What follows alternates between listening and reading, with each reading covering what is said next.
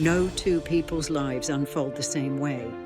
Our life experiences, good and difficult, impact and shape each of us in unique ways.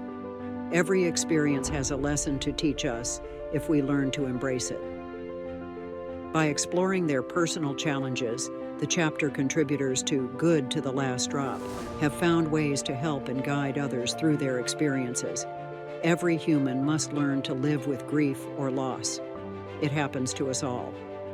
Good to the Last Drop could be the book you never knew you needed to read, just when you needed to read it most. Explore ways to find personal meaning and your way forward through life's many challenges and experiences as you explore Good to the Last Drop. Now, available on Amazon. Get your copy today.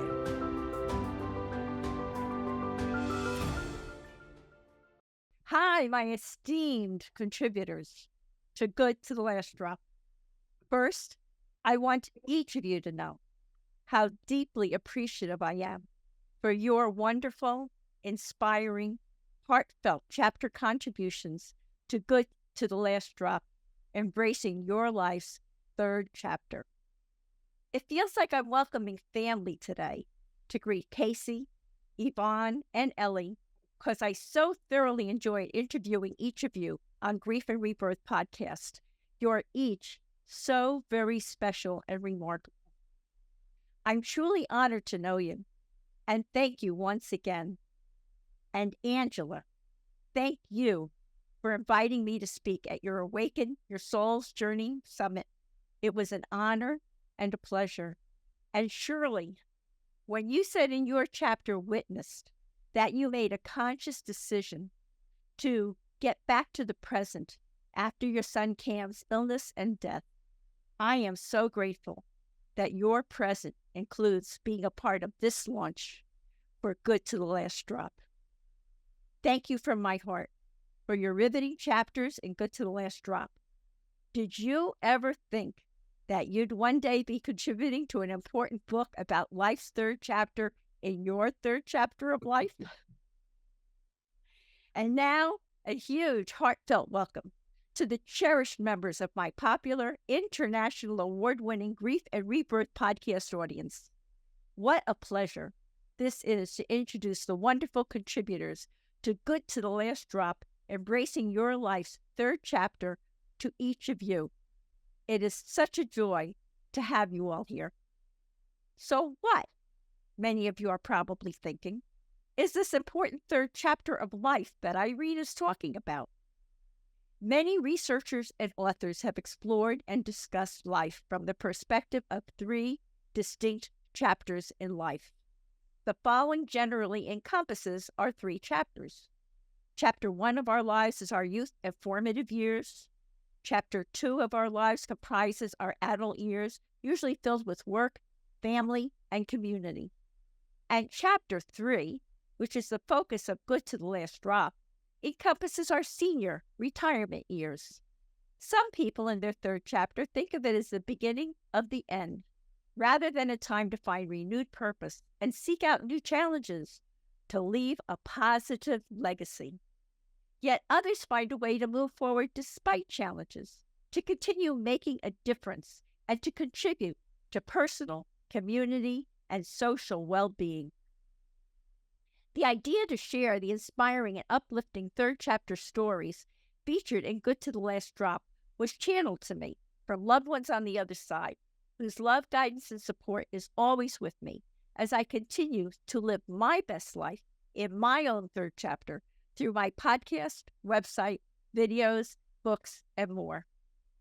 As the wonderful, thought-provoking writers who you will soon hear from began submitting their chapters for Good to the Last Drop, their stories seemed to naturally form themselves into three distinct segments. We called Part 1 Grief and Rebirth. Part 2 is titled Embracing Life, Reinvention, and New Purpose. And Part 3 is titled Living Your Best Life. In the first segment, called Grief and Rebirth, which we are focusing on today, you'll read the compelling stories of several authors, me included, whose lives were rocked to the core and transformed by life-changing events. each of my esteemed Grief and Rebirth segment contributors is going to introduce him or herself to you, share a third chapter tip or reflection learned to date, and read an inspiring excerpt from their chapter to you. But first, since my own chapter, titled My Celebration of Life, is in this Grief and Rebirth segment, it is truly my pleasure to begin this very special book launch by sharing my own third chapter reflection and excerpt with all of you. When I reflect on the third chapter I am now living, I realize that I now see grief and aging in a new light, as a call to life and living. The worst of times we have lived through in chapters 1 and 2 of our lives can, with the help of effective approaches to healing, support, care, and encouragement, be transformed into a hopeful and positive future filled with new joy, fulfillment, and meaning in life, which leads to a renewed sense of passion and purpose. Instead of dreading your unavoidable third chapter, we can embrace it and leave an inspiring, uplifting legacy to those who will follow us. And here comes my excerpt, titled My Celebration of Life. A longtime friend recently said that she is sure my family will give me the traditional Jewish memorial service, but she'd love if there was also a celebration of my very full and colorful life after the traditional memorial service. She wants to deliver an irreverent and fun eulogy about me. When I mentioned this to another friend, she chimed in, "I want to eulogize you next." I've been friends with Laura and Betty for over 20 years. We all love celebrating life, and I love giving parties. So one day I felt inspired, started thinking about what kind of party I would plan, and I went for it. At some point, I mentioned the party and eulogies idea to my son, and he said, "Mom, if you create it, it will be done." And now I am having great fun creating a party that will be a celebration of my life after my bodily demise. I think it will be a great way for my grandsons to know more about their Gaga and maybe even tell some stories of their own. It will be, in every sense of the word, a graduation party as I transition from my earthly life to the next stage of my evolution. My challenging life has taught me many important lessons, so I consider it my graduation party from this very challenging school called life. For now, I'm busy engaging with life and living through my interviews with people from all walks of life who have overcome trauma, tragedy, and grief, and who have found new passion and purpose as they grow into their third chapter. Someone said that retirement is not about stopping. It's about shifting gears so you keep moving forward. I can certainly not only live with that, I'm embracing it. And now it is time to turn this fun, fab book launch over to my incredibly wonderful and highly competent assistant, Jadine Stout-Williams. Her friendship and professionalism mean the world to me as we continue to navigate the podcast, book, and social media landscape from our respective bases in New Jersey and Barletta, Italy. Jadine, take it away. Okay, well, for our wonderful listeners tuning in now, or if you're watching over on YouTube, we're now going to turn it over to our contributing authors to introduce their chapters and a bit about themselves, and also give us their inspiring tip for their third chapter of life. So first up, we have Casey Gauntt with his chapter, The Letter. Thank you so much, Irene. It's such a privilege and honor to be part of this wonderful book. Thank you for pulling this together. Thank all of the contributors. My golf buddies and I like to say that we're on the back nine and hoping for a playoff. But I like third chapter better. I think that's a much more appropriate way to refer to the stage of life we're in right now. I have to say that in the first two chapters of my life, I flunked grief and empathy. I'll give you an example. When the 6-year-old son of my long-term dentist accidentally was killed, what did I do? I found a new dentist. when the 17-year-old son of my personal physician died by suicide, I was a little better. I didn't leave him, but I never talked to him about it. And even though my own father in 1970, when I was 20 years old, had died by suicide. And how did I deal with his death? I didn't. I ran. I ran as far and as fast away from his memory as I possibly could. I dealt with him by forgetting him. And then in August of 2008, our 24-year-old son, Jimmy, was accidentally struck and killed by an automobile walking home from a party.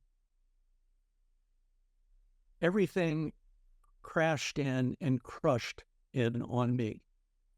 Not only did I have to deal and confront the loss of my superstar son, but my dad's death came flooding in. 38 years of repressed grief erupted, so I had to deal with his death as well, that I had never done before. And I knew I needed help.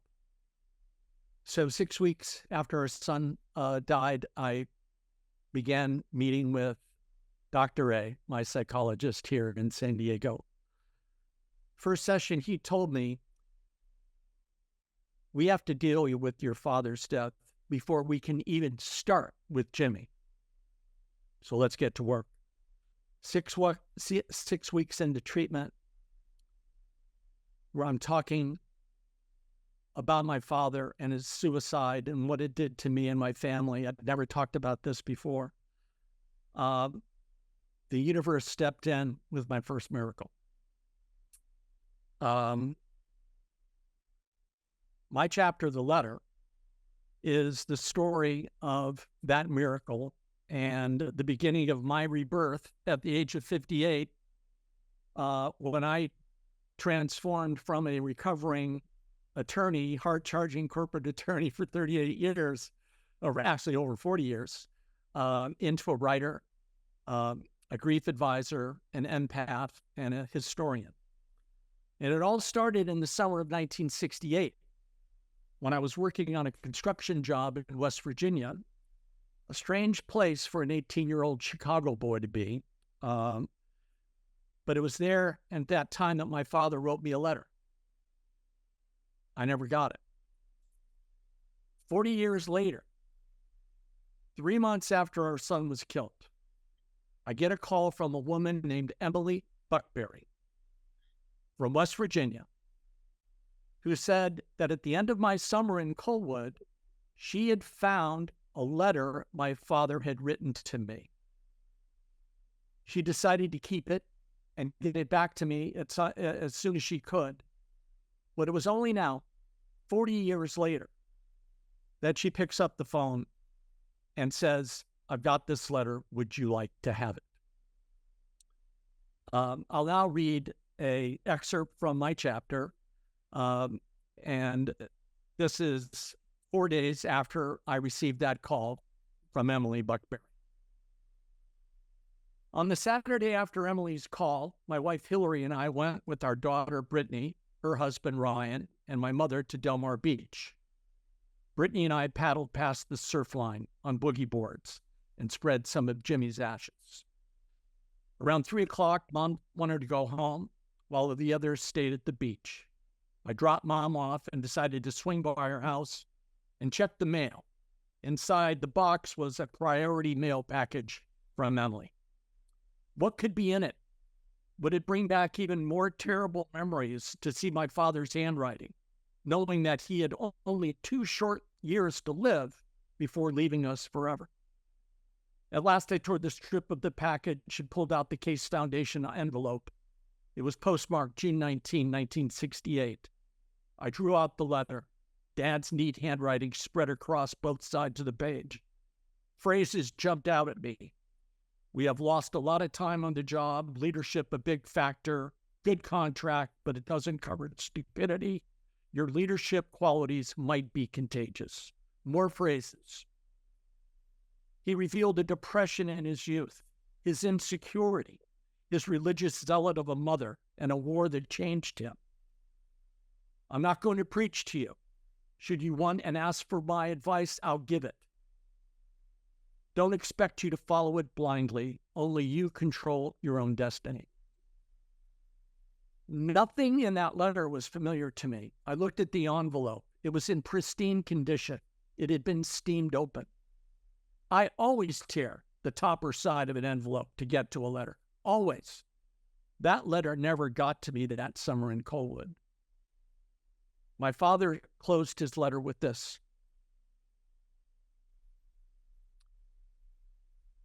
I'll be around anytime you want me. I'll be there because I care more than you'll ever know. My son, all love, Dad.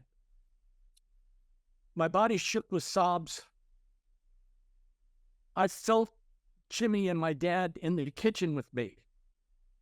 And what I didn't mention is that Saturday, the day the letter finally arrived in my hands, was Jimmy's 25th birthday. His letter arrived on my son's birthday. My father knew that was going to be the toughest day of my life. And he was here with me, as he had promised. That letter, arriving on the day it did, was life-changing. Immediately life-changing. Not only did I realize that my father had never stopped loving me, he had been watching over me as he had been watching over my son, his grandson. He taught me death does not touch love. And more importantly is that when someone we deeply love dies and transitions, they take a big part of us with them. But that's okay, because that is what forms the bridge that keeps us connected. That bridge allows messages and thoughts to be shared on both sides. That bridge allows them to help us with healing here, but it also allows us to help them with their healing. Yes, it works both ways. If we have a relationship like I had with my father that I thought was irreparably broken, that bridge allows us and allowed me to heal that relationship. It allowed me to help my father over there continue on with his journey. And I am forever grateful to my dad for being the kick in the pants that began my rebirth and has opened up this beautiful third chapter in my life of helping others suffer less. Wonderful. Thank you, Casey. Wow, thank you. Thank you so much for sharing that, Casey. Really. Okay, now we are moving on to Angela Clement with her chapter, Awakening Through Grief. Hey, well, I just want to start by thanking Irene for this opportunity. I'm really, really grateful. And my message really to people is that collaboration and opportunities like this are so important, and especially in grief, because the messages that we get from others can catapult us into this transformation that we would have never been able to do on our own. So my story starts with, the loss of my husband. He was diagnosed with colon cancer in October of 2021. And you never expect these things to happen to you. It's like a shocking thing when it comes into your world. And I had no idea what to do, where to turn. And so there was this message. It was on Facebook. It was from a lady by the name of Julie Clough. And it read, "People will tell you that you will grieve for a lifetime. I choose otherwise. I choose the path from hurt to hope to healing every day. And when I saw that message, it absolutely changed my life, mostly because it gave me hope. I had a lot of messages about grief being something that you learn to carry, something that you will take with you, but you will learn to live with it. And that message told me that there was more, and that I wouldn't have to just carry the grief, that I would still be able to live a life with joy and fulfillment and happiness. And when I was growing up, I remember, we were always so competitive. We were always, comparing each other. And through this experience, I have learned that it's about coming together. It's about working together and having those messages come through each other for each other.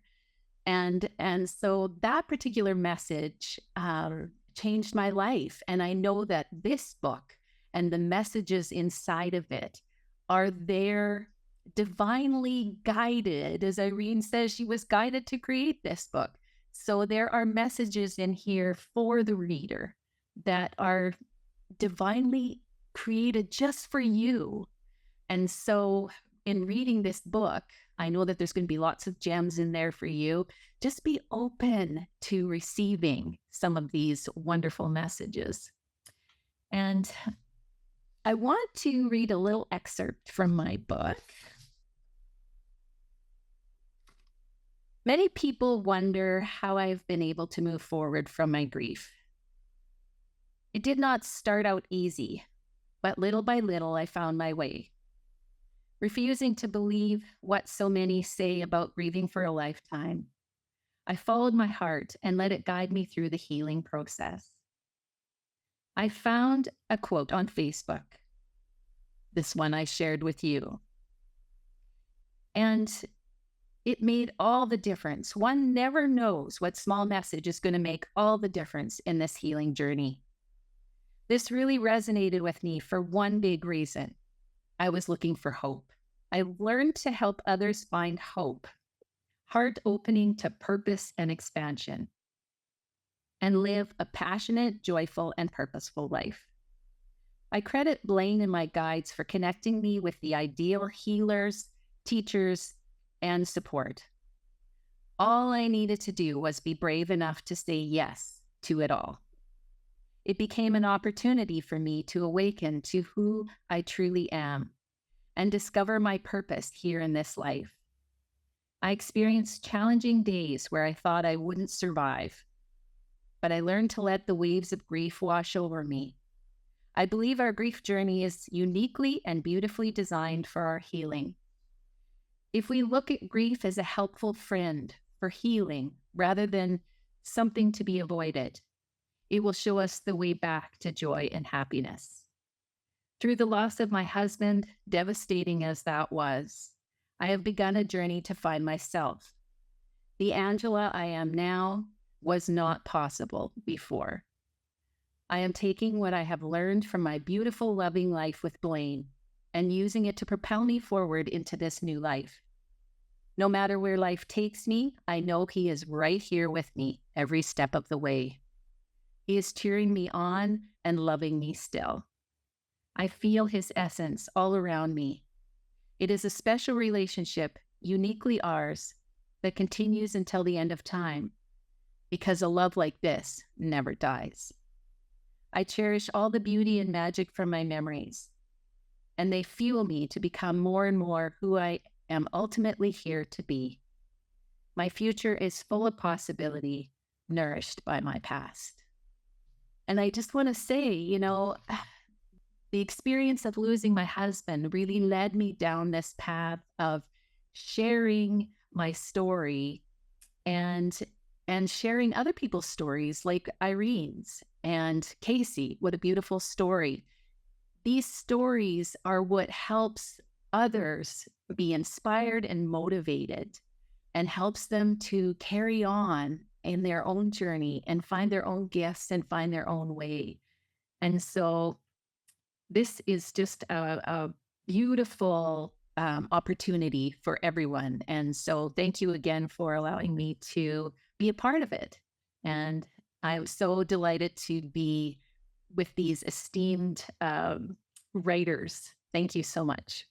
Thank you, Angela. That was wonderful. Thank you so much. Okay, so moving on, we have Shirley Lyster. Hi, everyone. Thank you so much for including me in this esteemed group of writers. I feel so privileged to be a part of this chapter with these people, and also a part of your book, Irene. Thank you so much. I'm a mom of 2 sons, and the author of a book regarding the multitude of signs that appeared after my youngest son's bodily death.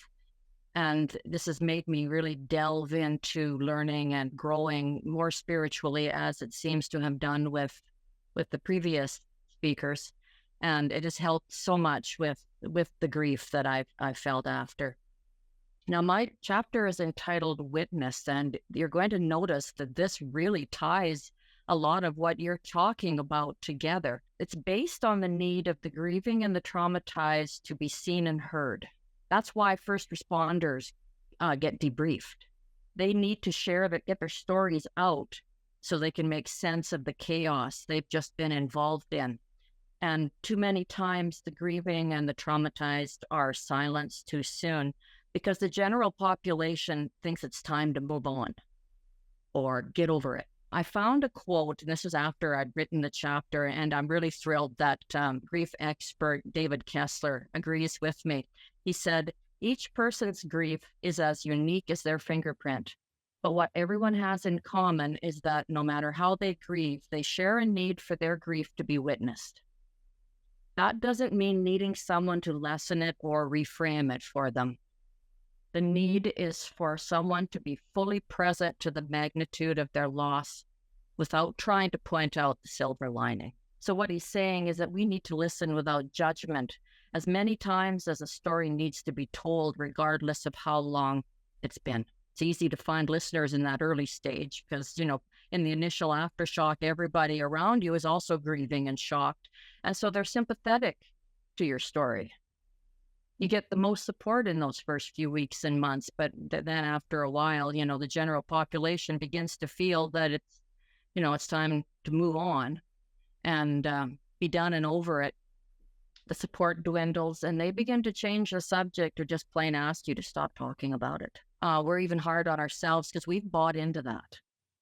We think maybe we're being too weak or we're being needy or, maybe there's something mentally wrong with me. For needing to tell that story even after time has gone past. Those others, they don't have the immediacy of our loss. For us, it's every day. We live in it. But for them, they relegate it quickly into the past. So for context, I've chosen to start with a short reading of the introduction of my chapter, Witnessed. There is great truth to the concept that telling your story over and over is a way to process and understand events that don't make any sense when they happen. The pieces are everywhere when your world explodes, and it is in speaking out loud that you call those shards back and put them into a semblance of order. Your story and you evolve over time and retelling. The greatest gift that can be given is to be witnessed in your grief as you puzzle out the story. It gives the sense that you and your story are heard. Being seen as you truly are in those moments of pain and suffering allows you to begin to comprehend the unimaginable that has happened to you. There are 2 parts to my unimaginable: chronic illness and death. Mom, there's blood when I go to the bathroom. One event can change the course of your entire life. It was a beautiful June day in 2016, and my youngest son, Cam, was home for a visit. He'd gone across the country to attend college, and while there began working as an Army reservist. He loved the military life so much that he'd left college to work full-time for them. This visit was his last free time before he went to basic training and began his military career in earnest. We were on a road trip, our favorite thing to do together. The music had been played and we'd done our catching up. The car had always been an intimate space for my sons to talk to me, and he chose that time to drop this bombshell. He promised me that if it were still happening after basic, he'd see a doctor, but he really didn't have time to do it before. It's come to me now that he didn't want anything health-related to affect his chances with the military. Fast forward to the beginning of December. The bleeding and other symptoms had intensified, and his doctor ordered a colonoscopy. The procedure confirmed that he had developed pancolitis, the most severe form of ulcerative colitis. It is the inflammation of the entire large intestine due to an autoimmune response to intact intestinal lining. His guts were seen as the enemy by his body. Symptoms can range from blood and mucus in the stool to severe fatigue, excessive urges to vacate the bowels, anemia, and a host of other symptoms that vary from person to person. There's no cause, and there's no cure. As with all autoimmune diseases, nothing works for everyone, and it's a long course of trying various medications with the hope that the next one will be the magic bullet that makes the bleeding stop and the pain go away. Our family had been extremely fortunate in that none of us had ever been sick or hospitalized. We knew nothing of the toll a severe diagnosis takes on a person and the people around them. Ulcerative colitis wasn't in our world, and all of us were ignorant of the severity of the diagnosis. This was our crash course into the world of chronic illness. Christopher Reeve said, "The one minority anyone can become part of in an instant is disability." And I felt that. It rocks your world. So after his diagnosis, my storytelling involved his disease. Talking about it helped to sort out all the complexities of having a debilitating chronic illness suddenly diagnosed in my immediate family. After his death 3 short months later, I was still trying to sort out the disease along with mourning. I found grieving parent groups online to share stories, and the Crohn's and colitis boards I joined to understand his disease also supported me in his loss. They are the people who know best how serious it is and live with the knowledge that this could happen to any of them. The best thing I did, though, was become involved with Crohn's and Colitis Canada. They took me under their wing, and with their guidance, I did a national interview, along with sharing Cam's story in a national mail-out fundraiser blitz.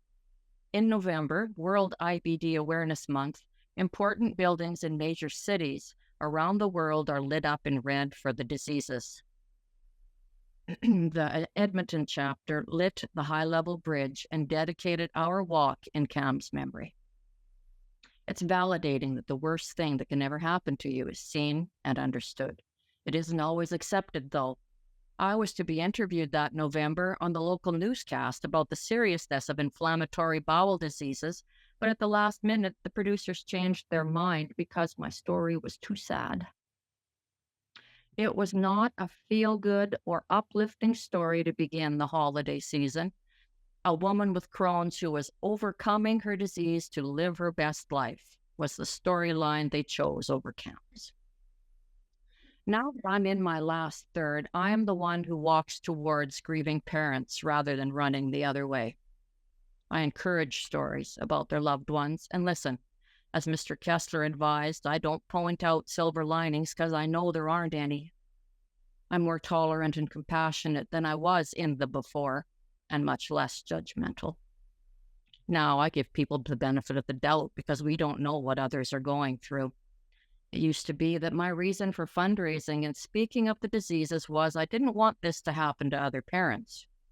You hear that from grieving parents who are advocating for whatever it was that took their child's life, whether it was a drunk driver, a disease, or another person. Now, I tell Cam's story because it is his story. Sharing it over and over has helped my healing and understanding the place it had in shaping who I am today. It's made me a spiritual person, which I wasn't at all before. And with Cam's guidance, I've written a book and now this chapter to reach people who are where I was and to show them there is a way out of the darkness. We are not weak or needy for wanting or needing to talk about them. Humans have used stories for millennia to understand their world. It's just more difficult in the 21st century, and we have to find ways to connect and storytell. In conclusion, I'll quote Michael J. Fox: "I will not make a difference in their lives, but hopefully activate them to make a difference." Thank you. That's wonderful, Shirley. Thank you so much.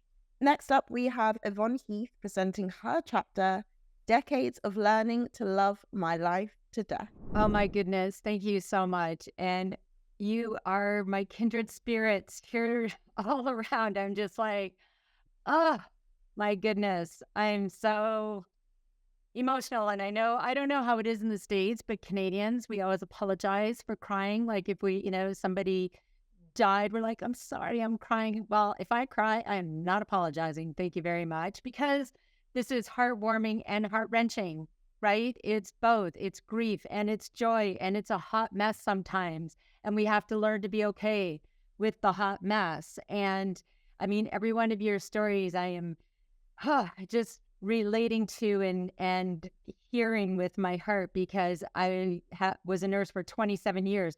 I worked in a clinic where we gave medication for Crohn's and colitis and ulcerative colitis. And so Shirley touched my heart. I worked in emergency where people were in accidents and came in. Many survived, many didn't. And so Angela, Casey, you're touching my heart. And my husband's a paramedic. So a lot of people say we're the death couple, but I say we're the living life to the fullest couple and embracing life and death and everything in between. It's interesting you're sharing about your journey with your sons, and my journey with my son. People talk about lived experience. I am talking about living experience, because we're still in it. and so as my book, my chapter, Learning to Love Your Life to Death, like decades of it, weren't we so hard on ourselves, right? All the time and every decade. And I mean, if we did 10 things right and one thing wrong, we talked about that wrong thing. And when I think of my 20s, 30s, 40s, 50s, I am so glad to be over that. I am so over it. I am flawed, imperfect, and fabulous. And to look back and say, look at all those experiences led me to exactly where I am today. And right here, right now with all of you is a beautiful place to be. So I am grateful, gratitude, and honored to be here. And everyone is talking about, it's funny because my whole thing is about being proactive, practicing and teaching by example. And no matter what, people who are grieving, Yvonne's a grief counselor. It's like, no, I want to be the proactive living consultant. Let's talk about it before. Let's support each other when, before, during, and always. And let's have these conversations and normalize these conversations. But in my 27-year nursing career, that was not the case. The greatest thing that we can do, and what everyone here is doing, is to be the evidence that someone's life made a difference. And I share that in my TED Talk, and I continue to learn, unlearn, and evolve. So I chose the excerpt in my 40s, and then I'll share a little bit about why, as my lovely journey with my wonderful son Tyler continues. And as I tell people, the people who challenge us the most are our greatest teachers, aren't they? And I say to Ty, guess who my greatest teacher is? He says, who, Mom? I said, well, I'm speaking to him right now. And he's like, oh yeah, true. And he continues to teach me. I'd like to not learn anything today from him. Thank you very much. But anyway, we'll go on. So in my 40s, 20 days before my 40th birthday, I delivered our twins, Jaden and Tanner.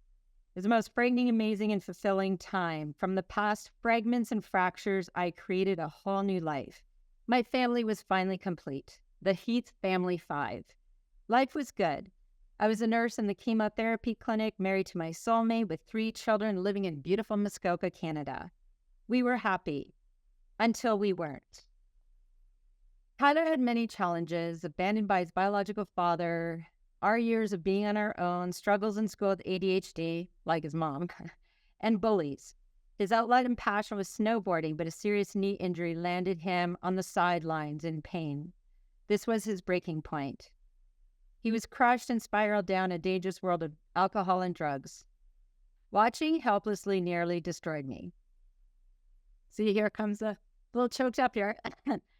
We sought help everywhere we could and eventually admitted him to a rehabilitation center. Now, this was 12 years ago, P.S., or even more. Imagine the anguish I felt as a mom. My soul throbbed. He said we saved his life. It was a long journey. After rehab, Ty seemed to be in a better place. He eventually settled in Kelowna, British Columbia, surrounded by mountains. He is still on that roller coaster, and we support him in every way we can. But on this devastating path of painful realization was that some people were there for us while many disappeared in our time of crisis when we needed them most. I also felt obligated to be strong, handle it, pretend I was fine when I wasn't, and to check my personal life at the door when I went to work in the hospital, where ironically we take care of people. I shouldn't make other people feel uncomfortable, right? This added to my suffering and feeling isolated. Couldn't imagine at the time would be a catalyst for a life-changing movement. I became more anxious in a society that didn't allow for hard conversations. I asked other healthcare professionals, like, are we well prepared for grief, death, and dying? And the response is, oh no, we're terrible at it. And off they went. And so I wondered, who is teaching communities and professionals to normalize these conversations throughout life? Nobody. And one day I saw a pop-up on Facebook, how to write a best-selling book, and it knocked me out of my chair. That was it. I was going to leave my 27-year nursing career and write a book. With no experience or know-how, that is just what I did. It wasn't a logical decision, but I didn't have a choice. Passion and purpose were now in the driver's seat. I was just along for the ride. And so a few lessons learned back then as I continue to learn, unlearn, and evolve. No matter how hard we try or how much we want to, we cannot control anyone but ourselves. Some have harder journeys than others. Don't get stuck in why. When people don't know what to do and they don't know what to say, they often avoid, afraid to do or say the wrong thing and make it worse. Sometimes when we discover a problem and look for someone to help with the solution, the only person we find is in the mirror. And listen to your inner wisdom. It knows the way. And so when I reflect back on that, I have to always find the humor in things, because that is what keeps me going, besides my fun-colored shirts.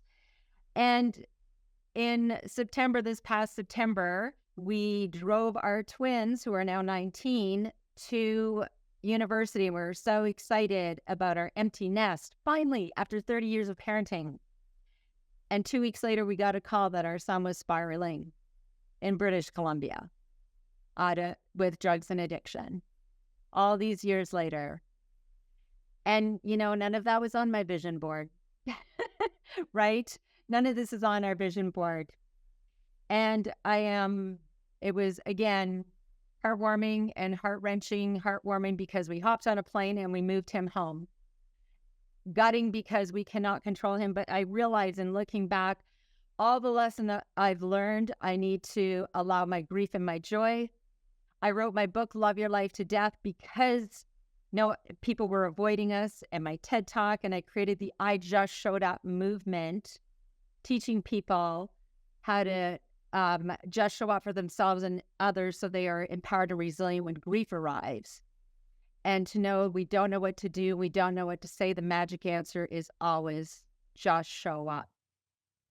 And I unapologetically shared our journey with my son in my TED Talk as well. And so here we are on this roller coaster, hanging on in the dips and curves. And I continue to just show up with heart, humor, and humanness. I allow my grief. I do not try to fix it. I don't try to fix anyone else. I acknowledge and allow my tears, my story, because it is in sharing our stories that we heal ourselves and each other.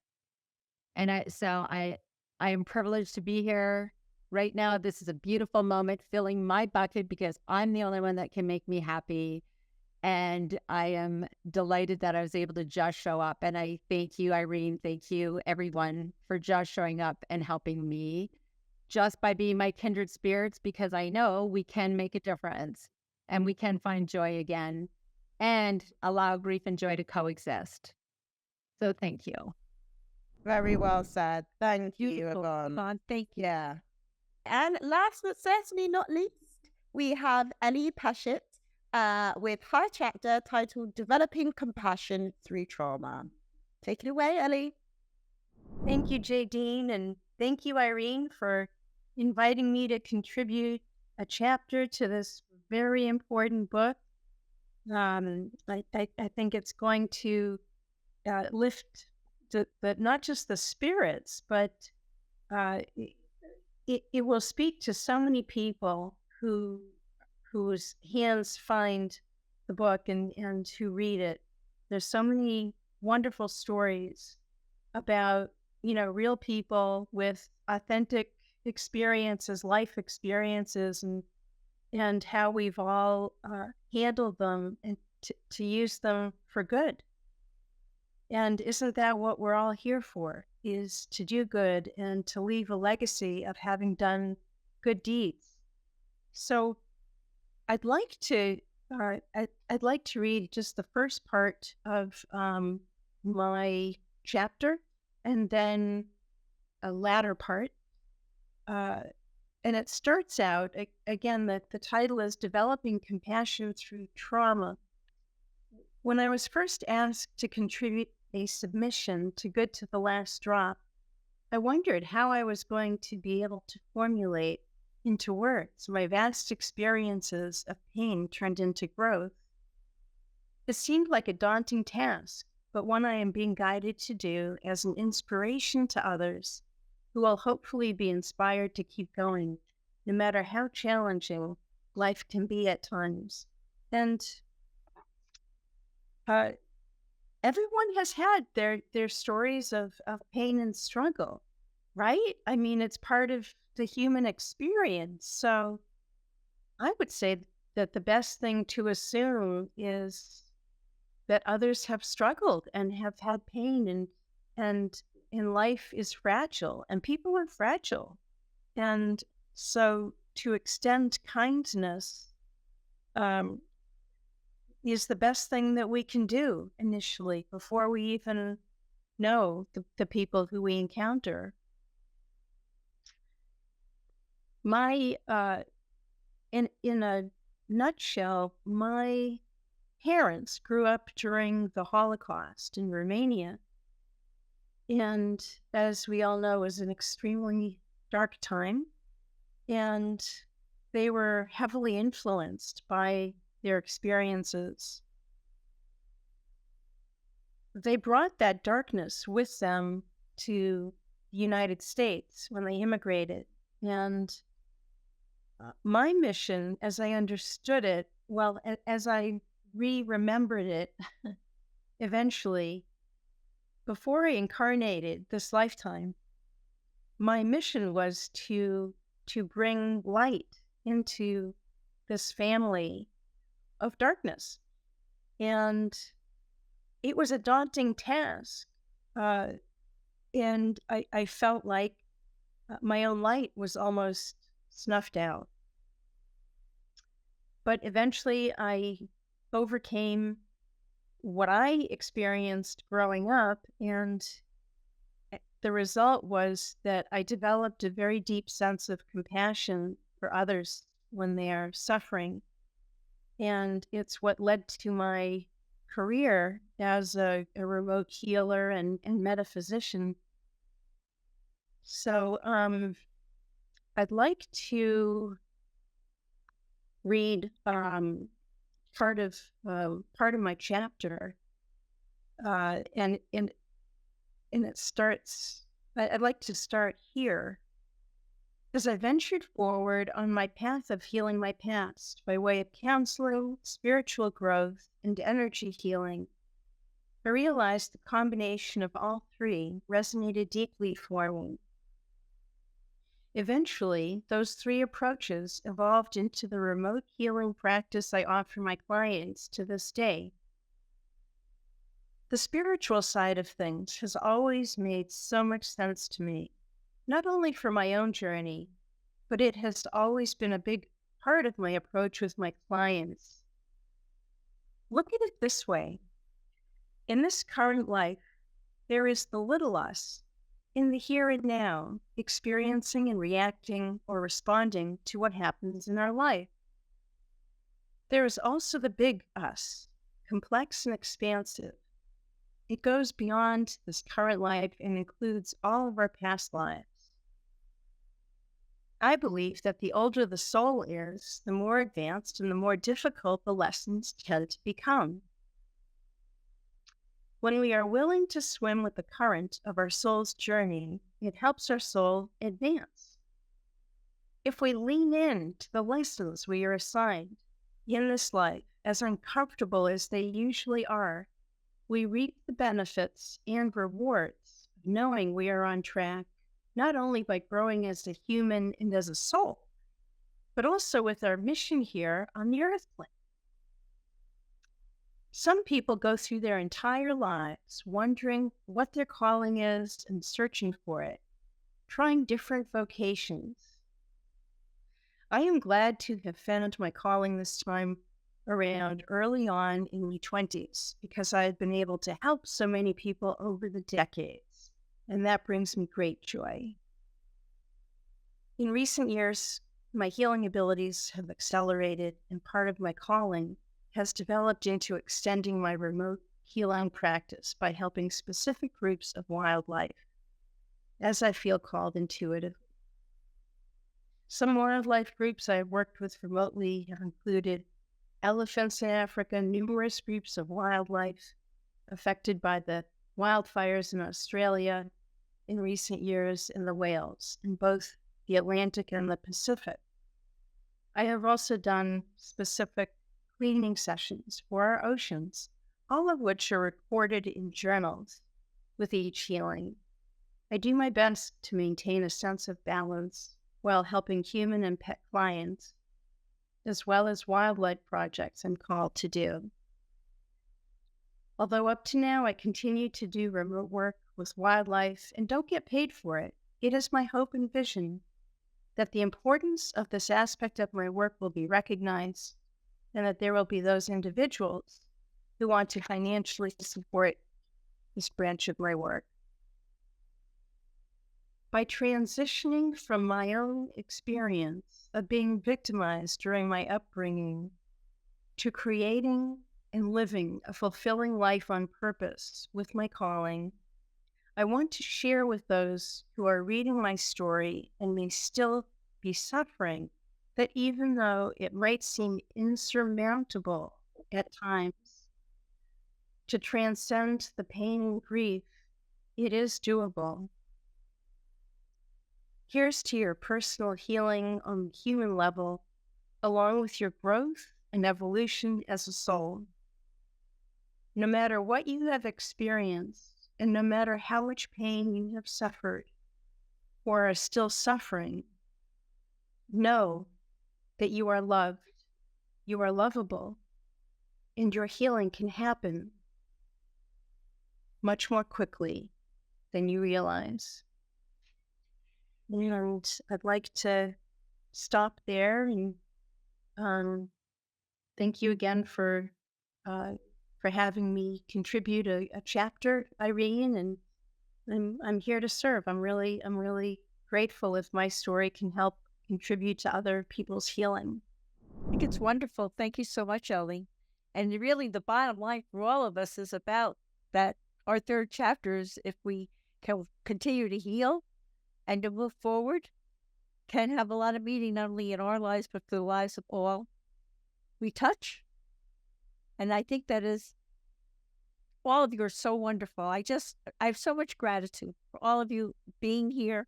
I want to thank you for your terrific stories that are so meaningful that will help people. And I know people are going to be uplifted, enlightened, empowered by reading our stories. And to celebrate the launch of Good to the Last Drop, we're going to give away 50 free copies to enthusiastic readers who are willing to leave an honest review on Amazon after reading. So for everyone listening, entering's easy. Here's how you do it. Click on the link in the show notes and provide your name, email, and mailing address, and this will allow us to contact you if you are one of the lucky winners. Once you've entered, you're in the running. We'll select the first 50 entries as the winner, so don't wait. And if you're selected, we'll ship you a free copy of Good to the Last Drop straight to you. Dive in to Good to the Last Drop, enjoy the read, and then head over to Amazon to share your thoughts with a review. Hurry, the giveaway ends soon. Don't miss your chance to get your hands on a free copy of Good to the Last Drop and share your feedback on Amazon. Thank you, thank you, thank you to each of you wonderful contributors to my new book, Good to the Last Drop, Embracing Your Life's Third Chapter, and to you, the cherished members of the Grief and Rebirth podcast audience, for your love and your support. Enjoy the read. Thank you for spreading the word about Good to the Last Drop to all the third chapter people in your lives. And as I like to say, to be continued, many blessings, and bye for now.